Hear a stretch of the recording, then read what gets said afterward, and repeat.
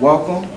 My name is Dr. Marcus Hendricks. I'm currently an assistant professor of urban studies and planning here at the University of Maryland in the School of Architecture, Planning, and Preservation.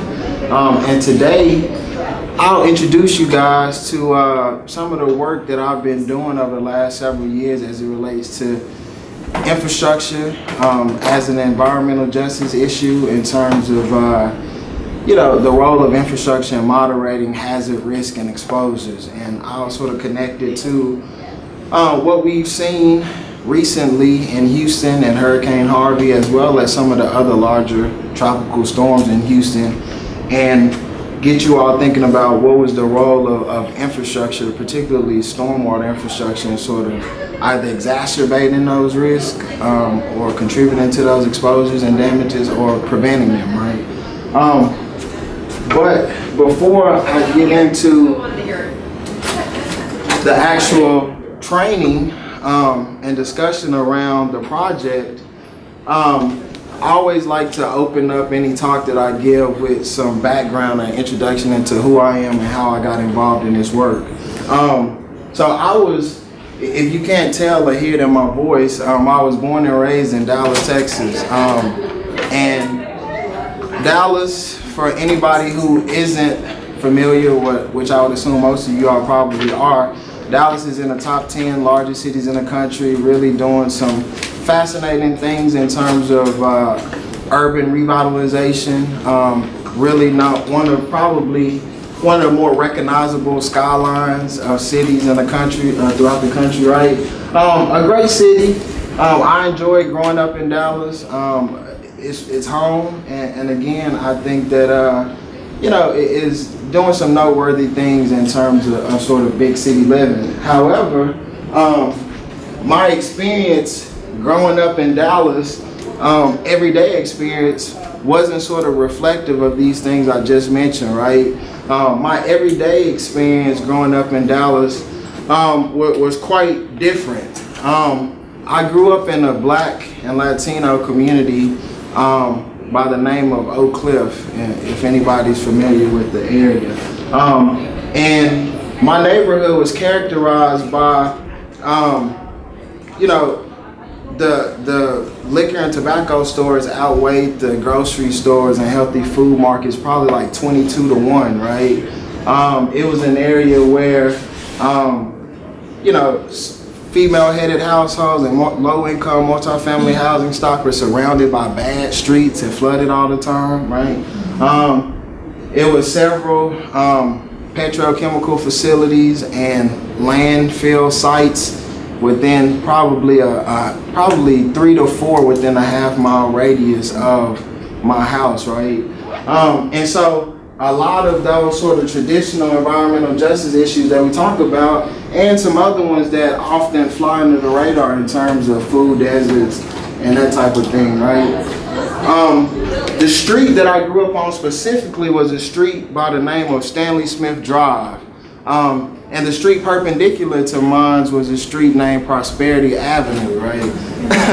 The funny thing about it, as you can imagine, is that there was nothing prosperous or becoming of my neighborhood for the folks that actually lived there. And in fact, the things that I just mentioned in terms of what ultimately characterized my neighborhood was in fact what also characterized my household.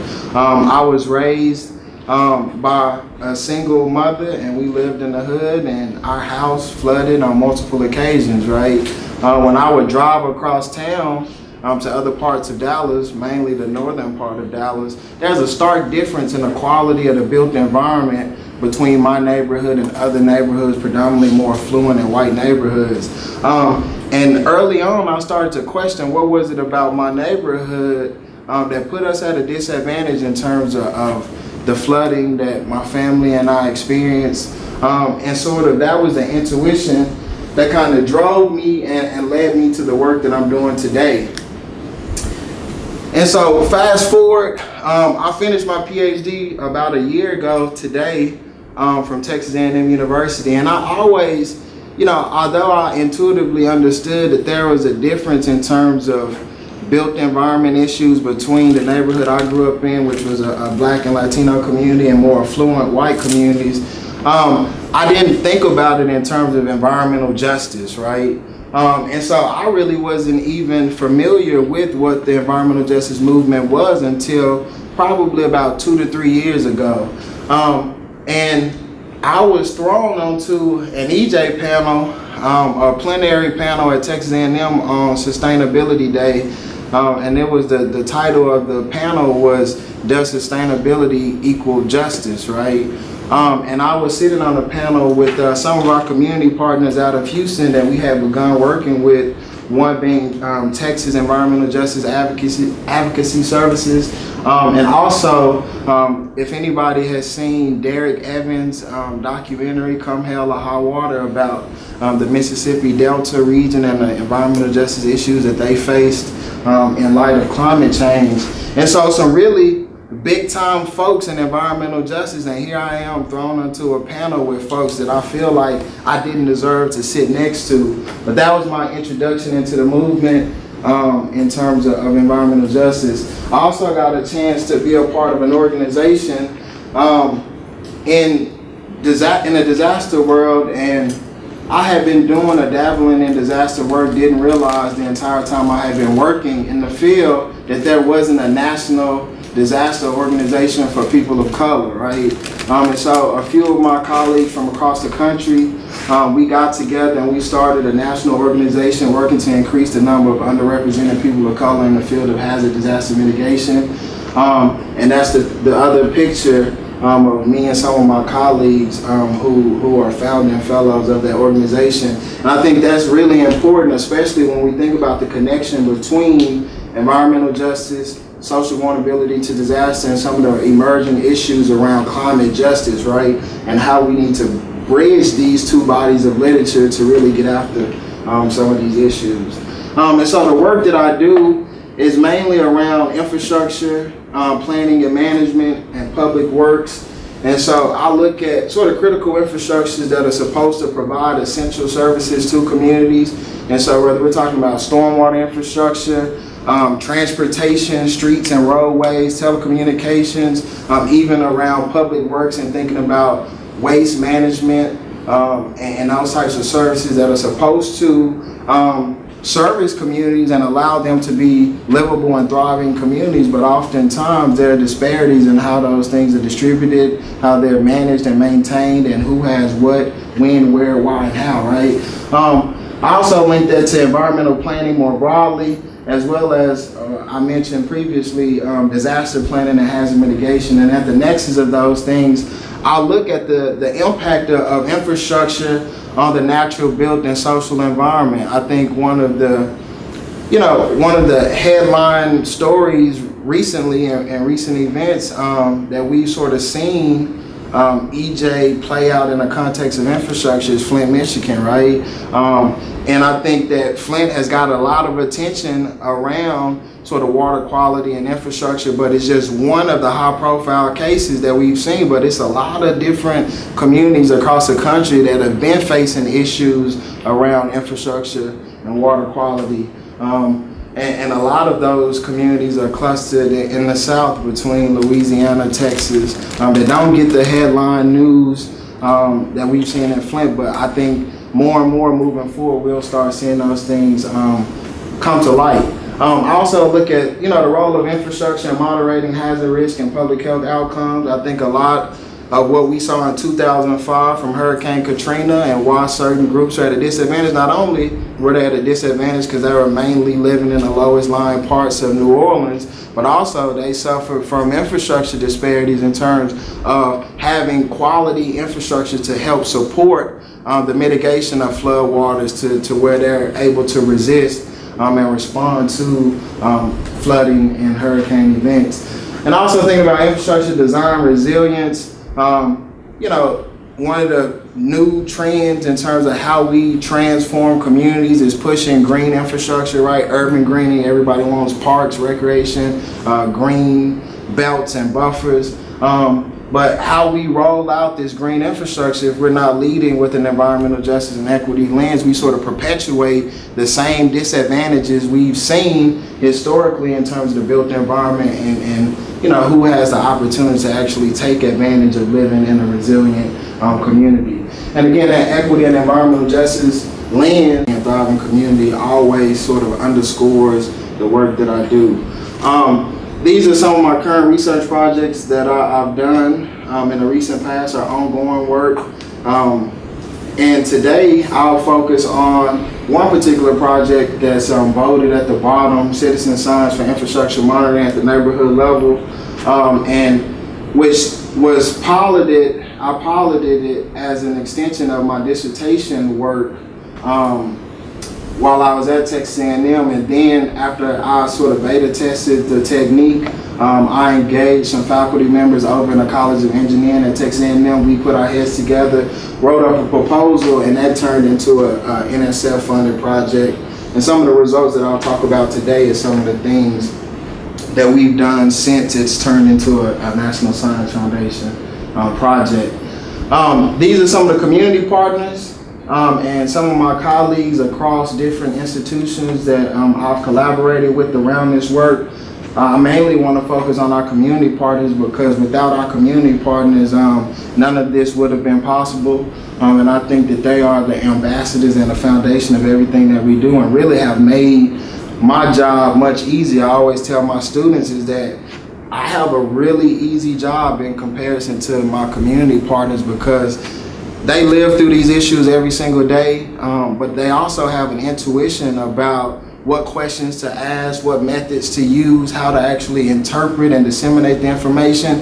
And so it's kind of like when we don't engage communities early and often, we do a disservice to the science, we do a disservice to the community, and we don't take advantage of indigenous knowledge that can really round out and make the things that we do from a scientific and academic community much more robust. And two of these community organizations that I work with were high schools and really young folks that were already doing some really sophisticated environmental work. I was able to tap into what they were doing, and sort of if we think about the EJ movement or social justice or civil rights more broadly, it's usually the young folks that are really leading the charge, right? And I think we've seen that recently in DC with the March for Our Lives. And so, if you all don't take away anything else from my talk today, think about, the importance of bridging the connection and bridging the gap between sort of academic work and community engagement, doing meaningful community engagement, not superficial stuff, making sure that we sort of give attribution to our community partners, involving them in grant writing on publications, making sure that we sort of, it's a reciprocal and truly collaborative partnership and relationship is important. And the rest of the folks are scientists, that other academics that I've collaborated with that are also co-PIs on this work. So I mentioned that I was born and raised in Dallas, Texas. Well, let's zoom down about 4 hours south of Dallas. Does anybody recognize this image? Mm-hmm. Where is this from? Houston, right? Is it Houston Harvey, or is it Houston tax day floods, or Houston, right? So I asked that because this isn't Harvey. This is actually one of the other catastrophic flooding events that hit Houston just a year before. And then previous to that, so 3 out of the 4 years I was working on my PhD, Houston had 3 catastrophic flooding events. One was Memorial Day flooding, one was tax day flooding, and then of course Harvey more recently. But yeah, and essentially the distance between Dallas and Houston is the same from New York to DC, to put it in context, right? And so quite a bit of difference in terms of character, climate, topography, and so forth and so on, right? Another image from Houston, and this one is actually from Harvey, right?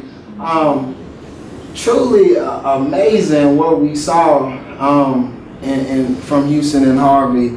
And really the the perfect intersection of what you get when you don't do growth management well, when you let cities grow out of control, when you have obsolete or outdated infrastructure, and sort of when you have just a lack of regulation around flooding and flood control.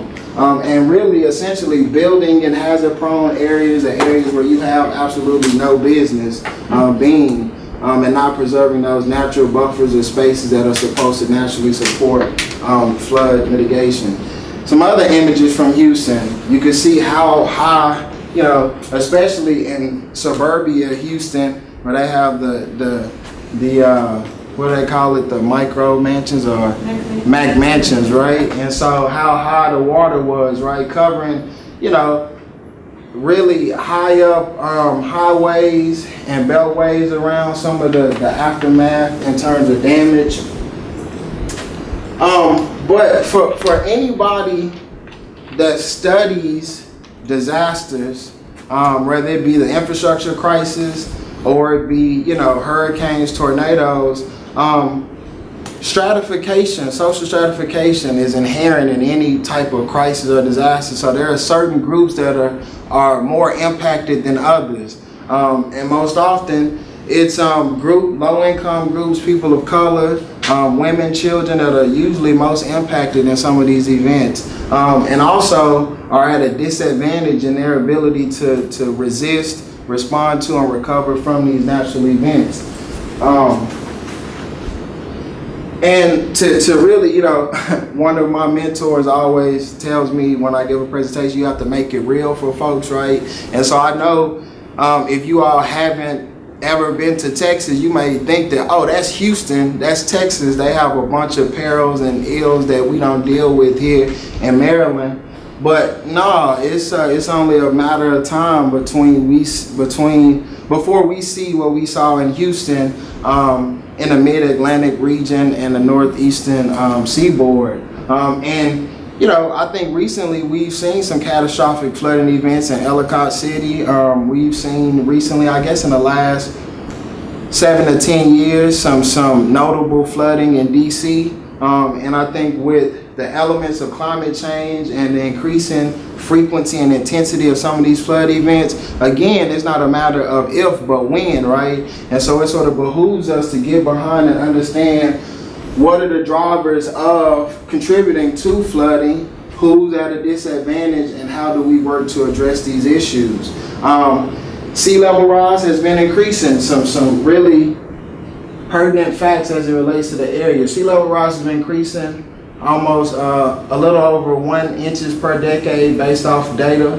Climatologists are predicting that, you know, it's going to double the odds to more than 1 in 5 of 100-year or worse flood hitting some part of Maryland by 2030, right? So that's right around the corner. And that's a 100-year flood. So that's really more of a, you know, we used to base a lot of our boundaries, floodplain boundaries, off the 100, 200-year flood, but really we're starting to see that those boundaries are obsolete. What we saw in Baton Rouge about a year and a half ago was probably more like a 2,000-year flood, but those 2,000-year floods may not be 2,000-year floods because they're becoming more frequent. What we saw in Houston was, I don't know, was highly upwards of a 2,000-year flood. They saw 60 inches of rainfall, upwards of 60 inches of rainfall over a 2-day time period. So we really don't know what the boundaries look like. When we think about urban flooding more generally, it's not falling within the boundaries that us scientists have predicted in the past. And so who's at risk, why they're at risk, and to what extent they're at risk, we don't know. There's a lot of uncertainty around that. So in terms of Maryland, again, the communities that are most at risk, not only from coastal flooding, but everyday urban flooding, are the Eastern Shore, Ocean City, obviously, in terms of being right on the coastline, Baltimore, Annapolis, and the other nearby low-lying communities. Estimating almost 53,000 people and 40,000 homes are at risk right now in terms of catastrophic flooding. And so In terms of prevention and mitigation, historically, when it comes to flood mitigation and prevention, most of the resources, have focused primarily on large-scale infrastructure, right? Are there any engineers in the room? Okay, cool, nice.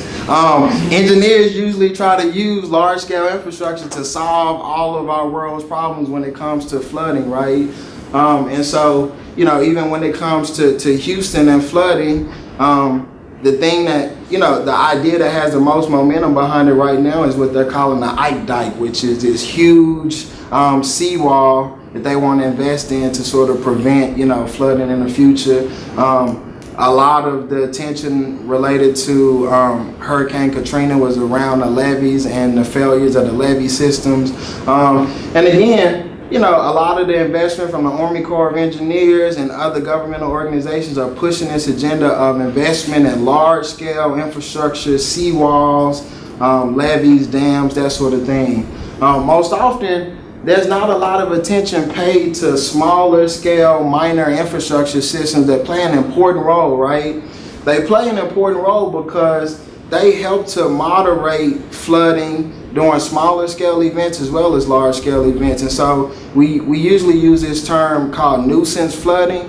And so not even thinking about these larger rainfall or flooding events, but just sometimes you may live in a community, you're driven by communities that has pooling water from a everyday rainfall event, or their front lawn might be flooded, which then seep down to their, their basement. And because that's new for me too, moving to the areas that like basements flood all the time here, right? And so smaller scale events that don't get a lot of attention, but even in sort of catastrophic and more large scale events like Harvey, small scale infrastructure is important in terms of how quickly the water is drained and ran off so community folks can return.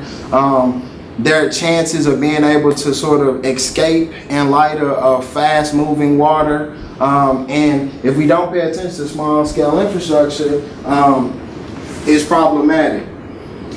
And so thinking about this in an environmental justice context, environmental justice is defined as the nation's environmental laws, regulations, and policies not being fairly applied across all segments of the population. Social vulnerability to disaster is defined by, social stratification based off of race, income, disability, gender, age, that place certain communities and groups of people at differential risk and impacts from disasters. And marrying these two schools of thought is important, especially when we think about where the built environment meets climate change, right?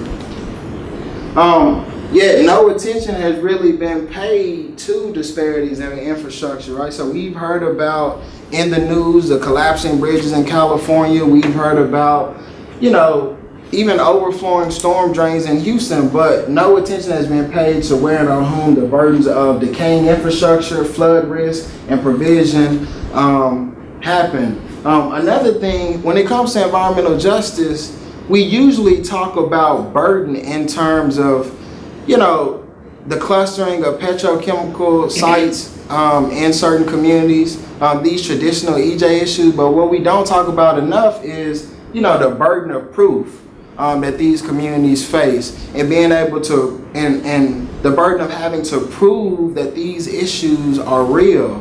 And it's a burden and that these communities shouldn't have, but nevertheless, it's a real burden. And so this infrastructure monitoring assessment technique that I'll essentially train you all in today sort of supports communities and sort of gathering empirical data that they can present to local communities, local governments, and politicians to say, in fact, that we know empirically that our infrastructure is of poor quality, and be able to advocate on their own behalf in terms of investment and capital improvement to address these issues.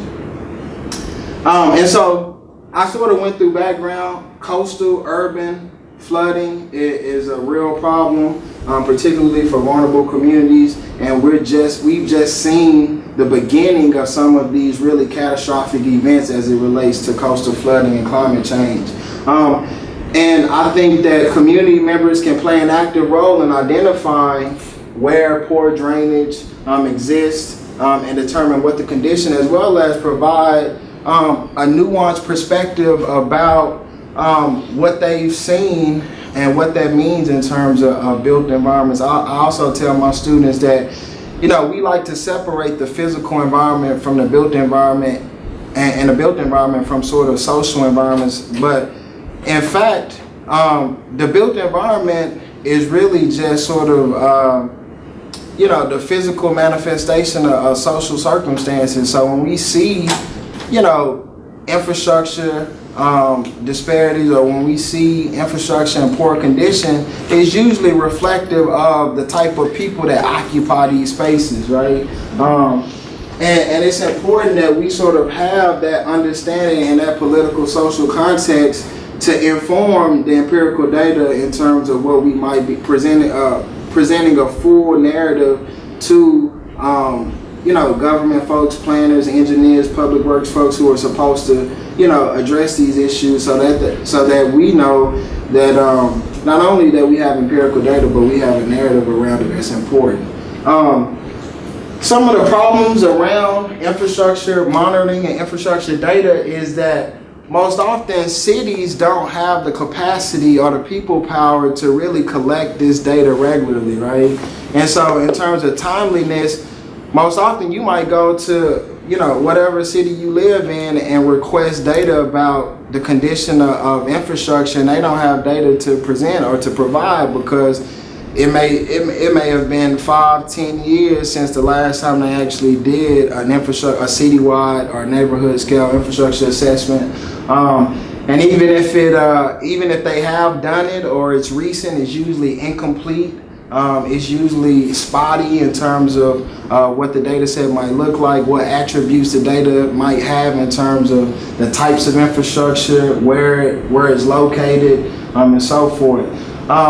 And also, it's usually, again, not current. The other problem is that connecting the quality of infrastructure to flood risk and a probability of flood-related outcomes is usually non-existent, right? And again, as I mentioned, we don't have that nuanced context in terms of social and political factors that might play a role in terms of decision making for which communities receive services, maintenance, rehabilitation of the infrastructure.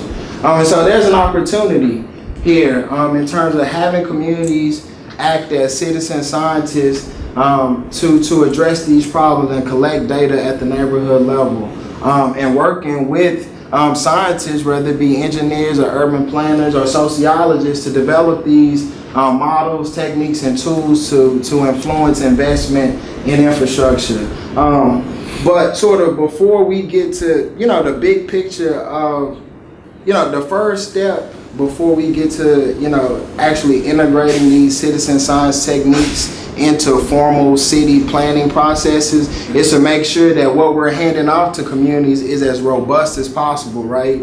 And so what we did was we set up this project, which was this National Science Foundation project, to where we matched citizen science data against trained engineering data, collected data, as well as LiDAR, radar technology, to see if the data that citizen scientists were collecting was valid and reliable. And so we piloted the tool, and actually Judith just walked in. Judith is one of the first, one of the community partners that I had a chance, opportunity to work with in Houston about 4 years ago. When we started this work, and at the time she was working for an organization, Tejas, that I showed earlier. But we work with these high schools, Jones High School and Fur High School.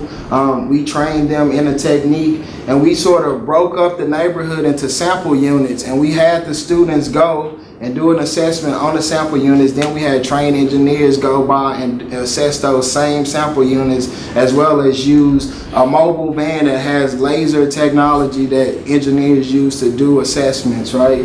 And these are some images from the LiDAR technology and how the mobile technology uses the lasers to do the assessments. And this is part of the survey instrument that I'll train you guys on how to use in terms of what the citizen scientists use and the trained inspectors use to do the infrastructure assessment. These are some pictures of some of the sample units, right? And so again, trying to make it real for you all in terms of, you know, what some of the infrastructure, stormwater infrastructure looked like in these communities of color. One being the Manchester neighborhood, which is a predominantly Latino, a low-income Latino community, as well as Sunnyside, which is a, you know, predominantly Black and Latino community. But these are, you know, these are infrastructures at various condition levels, but you can see how, you know, some of these systems are in very bad condition, right? And I think this image at the bottom with the standing or pooling water is an image that I took in the dead heat of Houston summer, and it probably hadn't rained in, you know, maybe a week or so, and that water had been sitting there the entire time, right? And so we think about an event like Harvey coming through while this open ditch already has pooling or standing water in it, it has no chance in terms of mitigating or preventing exposure or flooding to some of the communities or some of the houses that are surrounding it, right? And so just sort of try to give you guys context in terms of what some of these systems look like in the communities that we worked in. And so some of our preliminary results, we're seeing that in fact, there's not a statistically significant difference in terms of the quality of data that trained inspectors are collecting and that of citizen scientists. And so, in fact, we can argue that citizen scientists can collect just as robust data as trained engineers that have a formal degree in engineering and focus on infrastructure engineering, right? Because it's not rocket science, right? And even if it were, I think community members are brilliant and have an intuition about some of these things that they don't need formal training because they live and interact with these features every single day and are able to sort of make those connections without any formal training. This is also some of the data showing that, you know, between citizen scientists, trained inspectors, and engineers and LiDAR data, the data is comparable, and so we can be confident that the data that citizen scientists are collecting is in fact valid and reproducible. Our next step so far, and what I'll train you all on today, we've been using a paper format, but we've also used Survey 123, which is a mobile app provided by ArcGIS to sort of streamline the data collection process, and it allows you to take the paper form of the survey, put it on a mobile app, and it geocodes where the survey is taken so that you have spatial or point data where the survey or the data was collected. And so in terms of conclusions of what we've seen so far is that, you know, citizen science data has, you know, historically focused on natural sciences, you know, counting birds and bees and flowers and plants, right? And more so, and also citizen science has also been mostly rolled out in more affluent communities that you know, are probably perceived to be more capable of doing citizen science, right? But we're sort of debunking these myths as we go along in terms of, you know, communities of color are just as brilliant and can do the same quality of work, as well as move beyond just sort of the things that we've seen in the past and doing more engineering type citizen science, right? And they can help fill the data gap when it comes to monitoring infrastructure, right? And filling those gaps to, you know, support infrastructure planning and management and provision to say, to inform capital improvement and planning and management. And so essentially, you know, from an urban planning and city planning perspective, capital improvement projects are funded through taxpayers' dollars, right? And those are projects to help rehabilitate the built environment. And most often, you know, some of my other research is showing that it's not equitably distributed. And also, the rehabilitation plans are ill-guided. They're just arbitrarily based off of, you know, the squeaky wheel or whoever, you know, is working in office at the time who thinks that a particular community or neighborhood needs service. But we can change that and actually have empirically informed decision making, and citizen scientists can be at the center of that.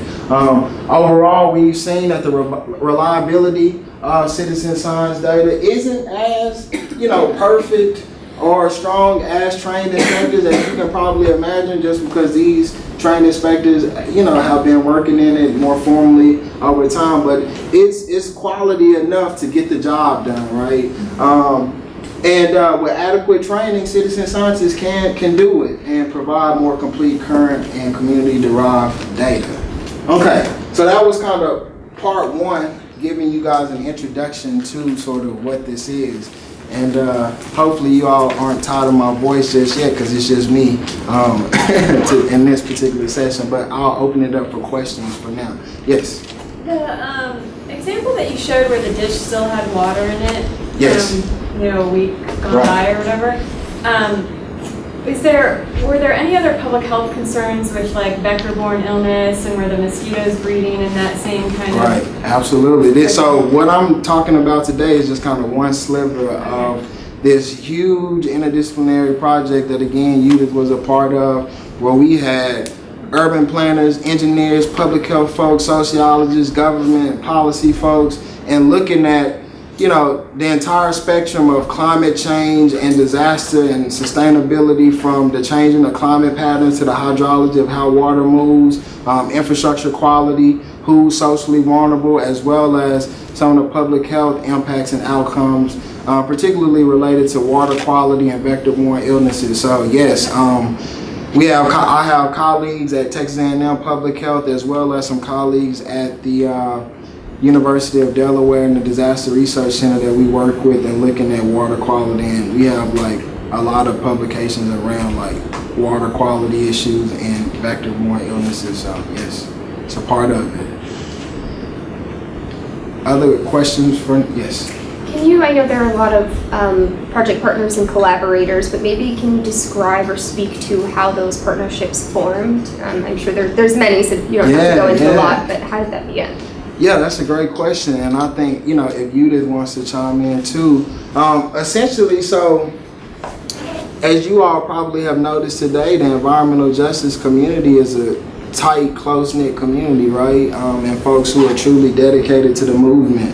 And that's why Judith is here all the way from Houston, Texas to speak to some of these issues, right?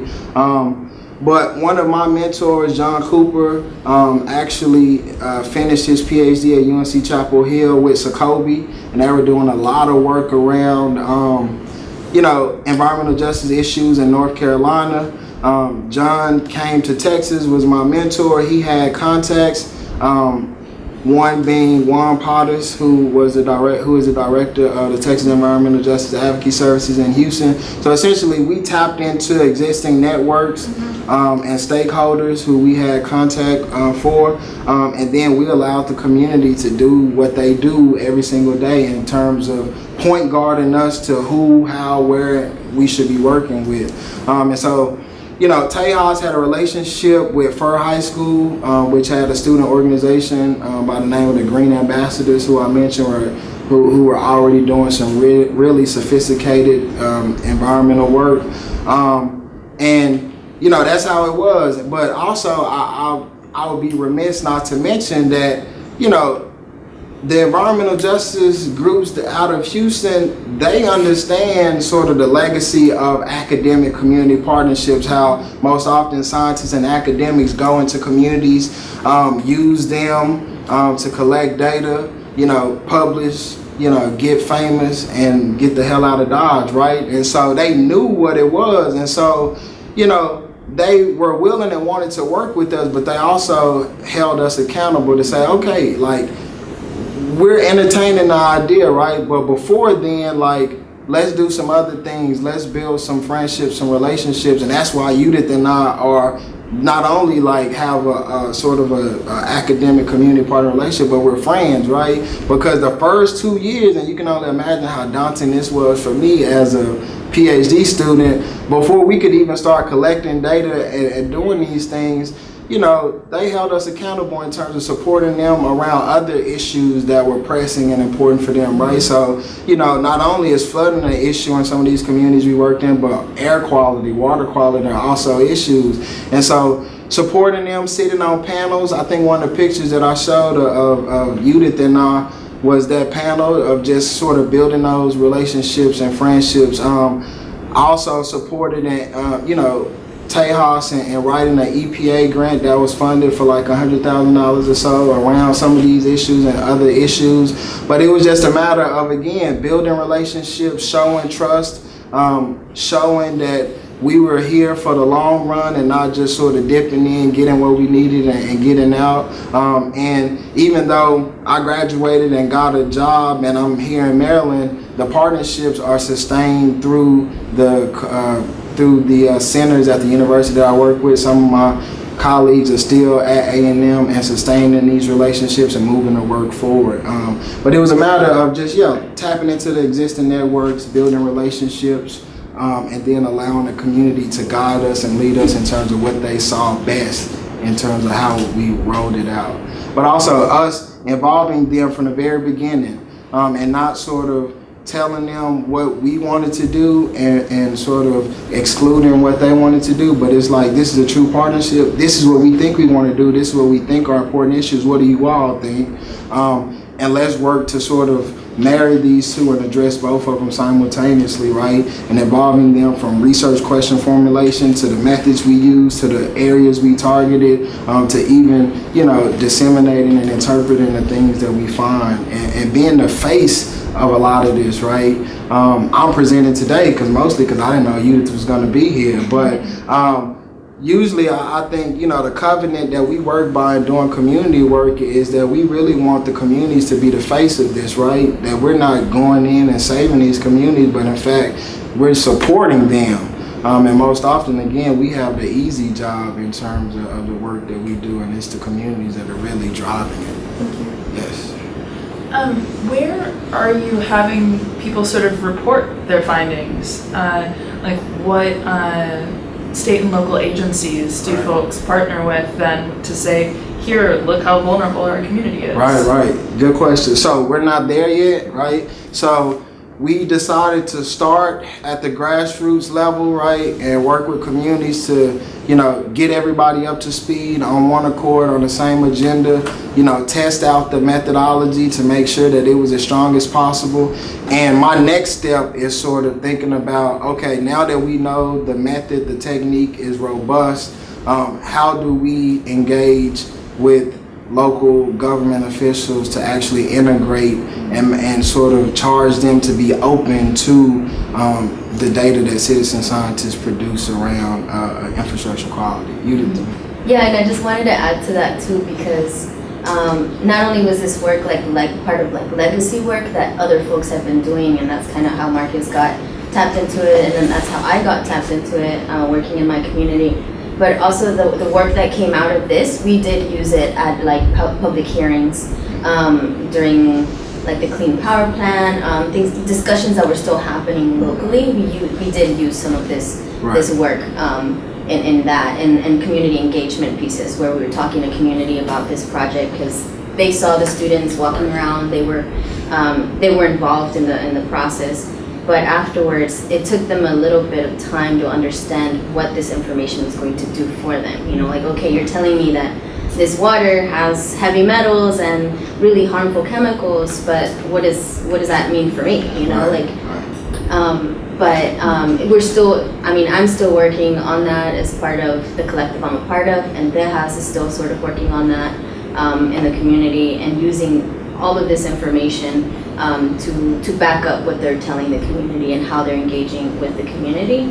And it's not just Texas A&M who's come in and have done research projects like this, but there's been others. And it does get a little tiring, and I think that's when Marcus is talking about us holding them accountable, is because we've been through it before. We have researchers and scientists and academia coming in asking for support on collecting data for their reports. But then at the end of the day, you know, we feel extracted from, our stories have been extracted, and nothing comes out afterwards, right? And so that's where, as community members and community groups, it's our responsibility to hold them accountable and like have agreements, have MOUs or whatever it looks like for us to keep that partnership going and to keep that work continuing.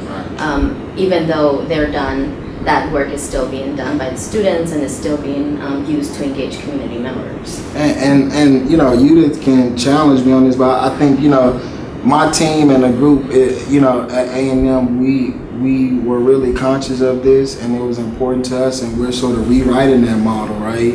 And you know, also, you know, in terms of you know, having, you know, monetary stipend and support for the time of community folks, again, including them on academic publications, allowing them to be the face, right?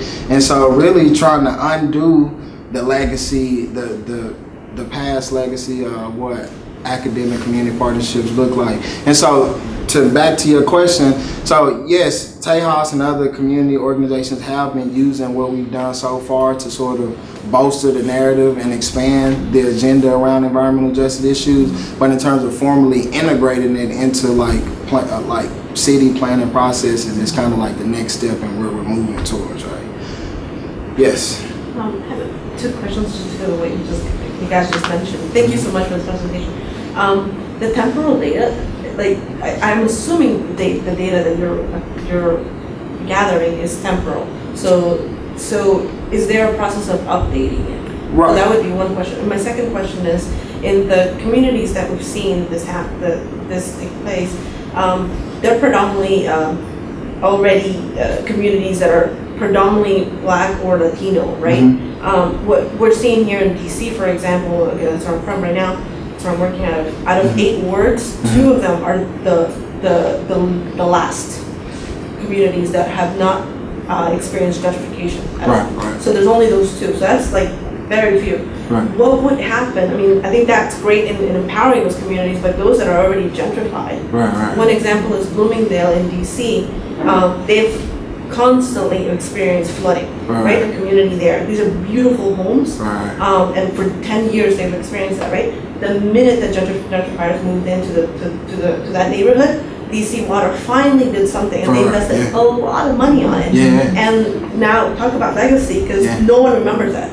Right? Even the community that was displaced, that probably are now living in Prince George County or some of the areas here in Baltimore. Like it's really hard. Like this is really helpful when there's that large community already in place. But what happens when it's a gentrified community? Well, so that's a loaded question and a lot of issues that I think that we're just at the point of seeing what some of these things look like, especially being able to connect them to sort of, you know, indigenous folks who have historically been there, right? Because we're in this second wave of urbanization. You know, millennials, young folks, you know, urbanites finding value of living in the city and slowly gentrifying communities, and we've seen a lot of that in DC, right? And so that is the issue, right, of saying, like, you know, I think that's the point of we had a critical time in urban planning of thinking about how do we garner support and investment in communities, but also keep them in place, right? How do we zone for multifamily housing stock? How do we negotiate for affordable housing units in some of these new developments that might be going up? How do we keep people in place and get the investment that they have that's been long overdue, right? It's a challenge, and I think in terms of how it will ultimately plan out, I'm cynical. I think I know how it will just by the nature of what we've seen. But I mean, that's the work that I'm doing and trying to figure out sort of how do we, you know, not allow those things to happen, right? But and then again, even though, you know, if we can't, you know, absolutely prevent gentrification, those displaced folks have to move somewhere, right? And so supporting them, even if they are moving around, and having that to say, okay, well, maybe the investment doesn't need to go where they were, but where they are now, right? It's still an opportunity to sort of build these methods in. I think you had another part to it. The temporal data. The temporal, right. And so the idea is to sort of, you know, if we have, community stakeholders trained in it, and then they train their, constituents or whatever, that this will be a rolling process. So every so often, we can, a community stakeholder might send out an email or alert and say, hey, everybody, let's go out. We're going to do a Saturday of data collection, or, you already know where your sample unit is. We need to update it, or even a city, once we integrate these methods into formal city planning, maybe the city plays a role in saying, okay, we need data, or we have X amount of dollars to do capital improvement, but we need the data to sort of to guide us which areas need the most support or work. And then that's when the citizen scientists are engaged and ready to sort of collect the data to update it, right? So that's the vision, that's the ultimate vision. That what that'll actually look like or how it'll work is to be determined and a part of my research agenda, but that's the idea. Yeah. Okay, so let me move. How long is this session? 16 minutes. I have 16 minutes? Okay, all right. So I'm gonna quickly move through just kind of introducing you all to the tool and the technique and how it works. So essentially, when it comes to, you guys have seen like open ditches or inlets, drain inlets, like that line sort of the curb of your streets. So those are the minor systems in neighborhoods that I'm talking about in terms of doing an assessment on. And so usually what we do is we break a part of a street or a roadway into a 100-foot sample unit, and then we have the citizen scientists go out and use the inspection form to sort of to speak to whatever that sample unit is on the street, right? And so this is the inspection form, but I'll go through each one quickly in terms of performance standards. And so, does anybody know what this is? It's a ditch, right? Yeah. So, I wasn't trying to trick up anybody. It's a ditch, right? Yeah. And so it's a ditch. And so, what do you all notice is wrong? I know there are a number of issues, but what's something off the top of your head that you notice is wrong with this ditch? Trash, litter, debris. Water. The intake's blocked. Right, it's blocked. Right. And so, none of you all have had training in engineering or infrastructure engineering, right? And so, but this is what engineers do. They go, they look at the ditch, and they make note of the things that's wrong with it that prevents the flow of water, which creates pooling, ponding water, and ultimately leads to flooding, right? And so you guys are spot on. When it comes to ditches and front slopes, right?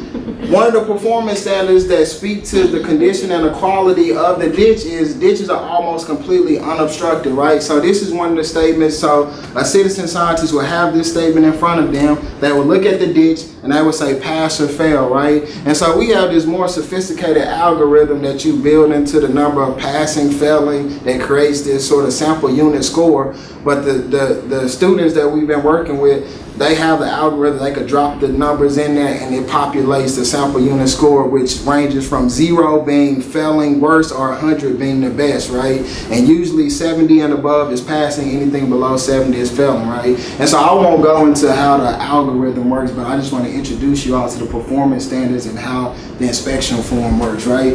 And so the picture that's passing shows the ditch is clear, has no litter, debris, no blockage or sediment buildup. The failing is probably what most of the open ditches in the neighborhood I grew up in looked like, right? And where my mom still lives today, which are failing and is problematic, right? Also, another performance standard as it relates to ditches and front slopes, that there are no washouts or ruts greater than 6 inches deep, right? And so when I talk about washouts or ruts, usually this type of open ditch is a grass line ditch, right? And so that grass line is supposed to, help support the flow and movement and drainage of water. But when it has ruts or washouts in it, it knocks out the vegetation of the grass, which is also problematic and doesn't allow the water to move as fluidly, right? For line ditches that are not lined with grass, but in fact with concrete, right? You also have to look out for damage or separated at the joints or misaligned. And so the one that's passing shows that you don't have any cracking or misalignment. The one that's failing, you can see a lot of cracking and misalignment. For this one, ditches are free of standing water. One is free of standing water, and the other one has pooling or standing water. Okay. What is this? Yeah, so I heard street, but what it was supposed to get out is curb, right? And so, what are some of the issues that you noticed between the two pictures with the curb? Standing water, or you can't even really see the curb in the one with the standing water, right? That's a picture out of the out of the Sunnyside neighborhood, but yeah, it's hard to tell if in fact there's a curb there, right? The other one is some sediment, silt buildup, some vegetation growing on it, right? And so when we think about, oh, that's just a curb, like why is a curb important, right? But when we think about the engineering design aspects of water management, the curb and the streets support the drainage in terms of the flow of the water, right? And so when you have dirt or silt buildup or grass, it doesn't allow the water to flow, right? And so another performance standard when it relates to curb and gutter is that no obstructions in the gutter that exceed 2 inches for more than 1 foot, right? And so a passing one would be one that's free. Another one, a failing one, would be one that has a lot of silt buildup. No washouts or ruts along the curb that are deeper than 6 inches. A passing one will be free of those things. I think the picture that had the pooling water had a lot of ruts or washouts to where you couldn't even see that there was a curb once there, right? So it would fail. What about this image? What is this an image of? A sidewalk, right? And so just for funs and giggles, what are the obvious flaws or distresses in the sidewalk, right? Uneven, broken. Broken, right? Large cracks, misalignments, a lot of issues as it relates to cracks and misalignments, right? But sidewalks also serve a purpose in this larger physical phenomenon of moving water, right? And so sidewalks and wheelchair ramps ought to be free of depressions, bumps, potholes that can lead to ponding water. When they're free of those things, they support water flow and management. When they're cracked and they're misaligned, they lead to pooling water. What is this? What are these images of? A combination of things, because they are like, to think about sidewalks, streets, and the curb and gutter and all these, they're interconnected, right? But they're different elements that play a different role, right? But they all, sort of address the same issue. But what are these images of? Potholes. The street, right? And potholes, right? And so, again, the streets themselves, as water moves, right, and flows into the inlets, if the streets have potholes or they're breaking off on the edges, again, that reroutes the water potentially towards homes and leads to flooding, or it just leads to more pooling water when you see things like potholes, right? So when it comes to pavement, the pavement without curb or edge of pavement should be free of cracks and shoulders, right? And so a passing one is that image, and the one that has sort of cracks on the shoulders is the other image that's failing. It also should be free of depressions and potholes.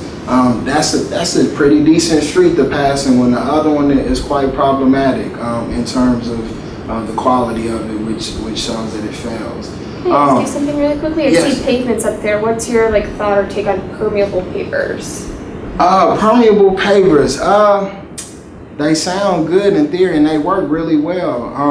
I have another paper called, so again, we worked also with, the same community, which this was a comprehensive project. And so we involved some of our landscape architects in developing a vision design for what the community wanted to see if they could transform their community. And again, brilliant in terms of knowing what are the things that are critical to sort of sustain their community, things that they wanted to add or take away. And so they helped support and inform the design that the landscape architects developed, and it was just really like grand design. But again, it was just a design, not things that were implemented, right? And so towards the end of that particular part of the project, I started to ask myself, what's the reality of a community that's low income and predominantly minority or community of color actually implementing this design, right? So I wrote this paper called Who Foots the Bill? The Challenge of Making Green Infrastructure Affordable, Just, and Inclusive. And it gets after this issue of, you know, I use these landscape performance models to predict the cost, the initial construction cost of permeable pavements and other green types of infrastructure, as well as the annual maintenance cost. For one design of like a 2 square mile area, it was upwards of an $8 million project, right? And it had almost a $60,000 annual maintenance cost for a community that the median housing value was probably less than $50,000. The 80 or 85% of the housing stock was built before like 1950, and these aren't like classic homes that were remodeled or anything, right? And so the property values, the tax base just isn't there to actually support that, right? And so another issue is that, you know, we talk about these green infrastructures, permeable pavement, but you know, we focus on the initial cost of construction, but we don't think about maintenance, right? And these types of green infrastructure require more regular maintenance. And so, you know, there are foundations that are supporting the initial development of green infrastructure, be it permeable pavement or something else, but they don't have an item line for, you know, the maintenance and the sustainability of these things. And if these communities don't have that support, then sort of, you know, it defeats the purpose, right? But permeable pavements as a design are, in theory, absolutely great idea, but it's the cost of it, maintaining it, other issues that might sprout by way of, are things that we need to question. Yes. Okay, so I know I'm like 5 minutes. We're almost done though. What is this? Do you guys know what this is? Huh? Yeah, well, okay, so this is more a technical term, but I think you all know culvert or cross drain pipe, right? So that's what this is. And so usually, you know, pipes or culverts obviously should be open and at least 90% free of blockage or sediment buildup. When they're not, they fail. A lot of the culverts and cross drain pipes that we saw in our communities, they were blocked. Also, sometimes cross drain pipes have a grate or a fence over the opening of it. Sometimes those things are damaged. When they're damaged, they fail. When they're not damaged, they pass. Also, sometimes the cross drain pipe might run underneath the street. So when you see issues of cracking right above the cross drain pipes, is also a sign that the cross drain pipe might be damaged and not allowing water to flow properly. Erosion is also a problem when it comes to the opening of cross drain pipes, and you know, another performance standard speaking to that. This is the last one. What are these? Drains or inlets, right? And so some of the obvious problems you can see with these are, you know, they're blocked or have trash or litter in front of them. The other image, you can see some depression around it where it's sinking. And so another issue when it comes to them being functional or in good condition. And so grates in front of drain inlets or on top of them shouldn't be broken and should be properly placed. They should be almost completely unobstructed with no trash, sediment buildup, or debris. All right, and this is it. And I wanted to take you all outside to do, but I didn't have time to do one. But I love ending on this slide. I know Judith recognizes a lot of these spaces, but a little over 4 years ago, I was afforded an invaluable opportunity to work with these brilliant high school students on the east end of inner city Houston. My dissertation titled The Infrastructures of Environmental Justice and Equity was dedicated to, you know, these students, right? And they're important, right? The work that we piloted and beta tested turned into a National Science Foundation, and in part led to my landing here. And so I owe the world to these students in terms of setting my research trajectory. And so I got to give them a shout out every single time I get an opportunity to. Thank you all for your attention, and I hope you enjoyed it.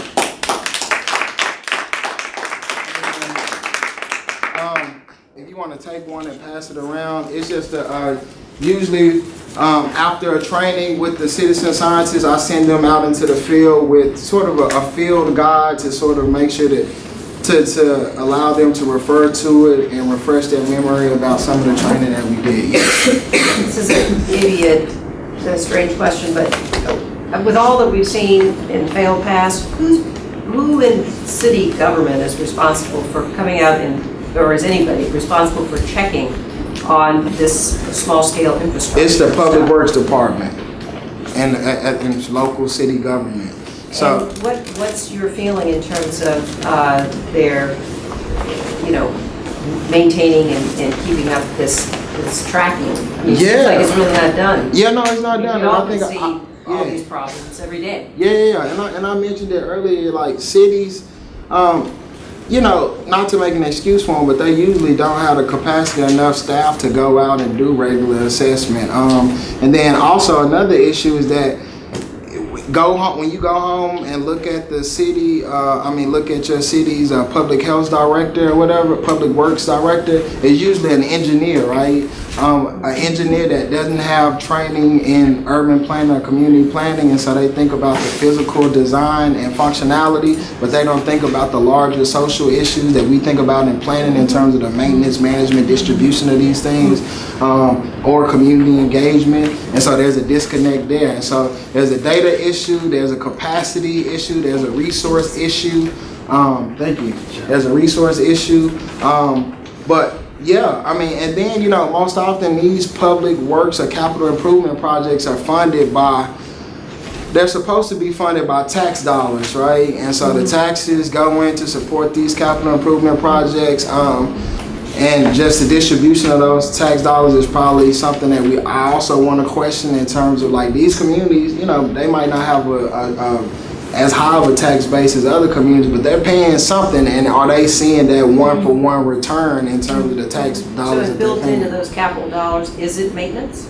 Or is it just the building? No, it's supposed to be maintenance, right? It's supposed to be new construction, maintenance, and rehabilitation, right? But usually there's a disconnect between, and what most people, politicians, mayors, or even the president, they hang their hat on new construction. It's always a ceremony to cut a ribbon for something new, but what about the existing things and making sure that, so I teach a class in infrastructure planning and management, and thinking about showing sort of this diagram of once you do initial construction, the condition of it starts at 100, but over time it starts to decrease, right? And there's at some point along that trajectory where we ought to make an investment towards maintenance and rehabilitation to maintain it over a longer life cycle. But oftentimes there's a disconnect in terms of that maintenance and rehabilitation, and then it drops below a certain threshold, and you get to a point where either you have to do total new reconstruction, or it's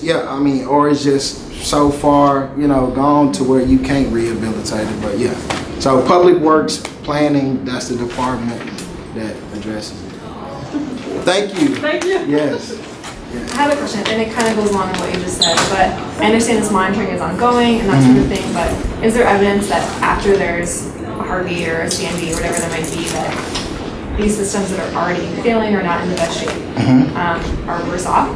You know what I mean? Yeah. And they are worse off, Yeah. right? Because just like a house or water sitting or the watermarks on the house, damage occurs, right? And erosion occurs, and so yes, more than likely they are. And that's another issue with green infrastructure, right? Green infrastructure works well when you have slow moving water over a longer period of time, but when you talk about flash flooding or high velocity waters moving fast, cutting a top surface or soil layer off the top, and so when you think about these like planted, vegetated, green infrastructure, usually if you have a storm that with a lot of flash flooding or storm surge, you pretty much have to start from scratch with the green infrastructure, right? And so another issue where we're just at the very beginning of seeing how those things work, and if we have dollars to completely rehabilitate green infrastructure as sort of this, face of resilience, right? Yeah, no problem. I can move to the hallway if folks have questions. I don't know, it's a Kobe camera.